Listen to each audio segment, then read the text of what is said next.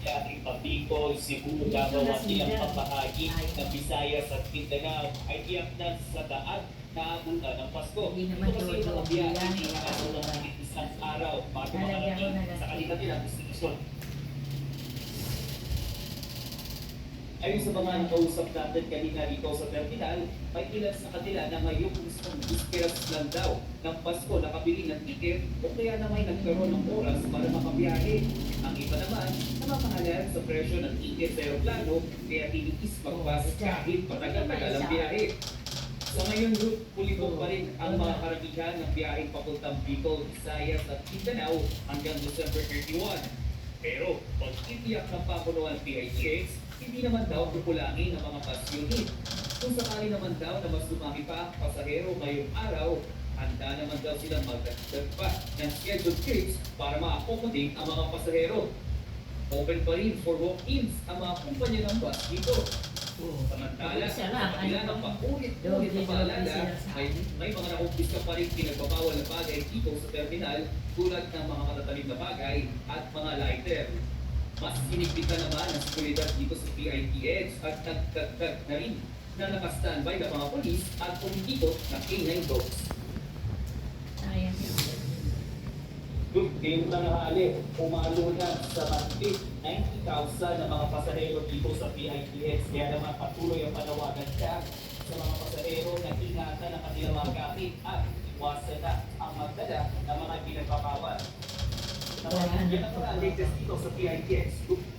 Yan pong express report ni Mobile Journal J.F. Rivera mula sa PITX.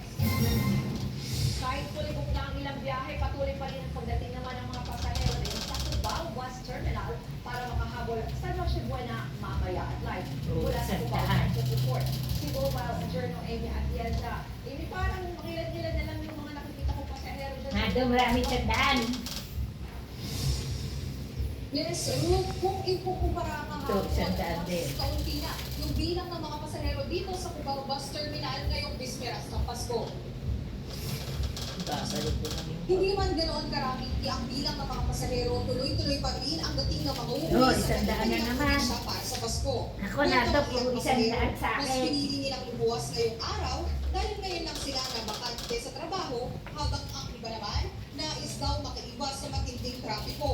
Kahit medyo late na nga, halos lang daw sa kanila na bumiyahe ng ganitong oras. Aabot pa rin naman daw sila wala nga, sa sampo ito. sa araw ng Pasko. Samantala, kulibot na hanggang wala July na. ang ilang biyahe.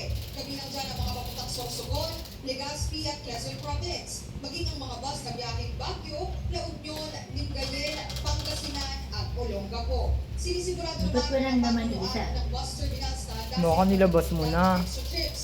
O baka may naiiwanan ka dyan. Wala. O ilan yung laman? May ilan na rin daw kasi nakakaiwan ang gamit sa mga bus. 500. Kaya siguraduhin daw na i-double check ang mga dadalhin. Pinagbabawal pa rin ang pagdadala ng mga explosives, matutulis na 1, bagay at 2, droga sa biyahe. 3, 4, Para sa 5. mga may kasamang bata, 5, huwag daw iwan at ng saka basta-basta. 500. Oo. Ay di nga, wala pang 10. Cancel trips no Wow. dito sa Cubao Bus Terminal. Pero may ilan na rin 4, na 5. nagkaroon ng konting delay. Pero kung makikita mo rin Tsaka naman sa aking likuran, ay pila pa rin Wala yung na. biyahe ng mga bus dito mismo sa may Cubao. At dito naman sa aking likuran ay yung mga waiting area no, ng mga Increase mo yung biyahe aking ngayong araw, pay ngayong bisperas allowance. ng Pasko. Yan muna ang may kasama.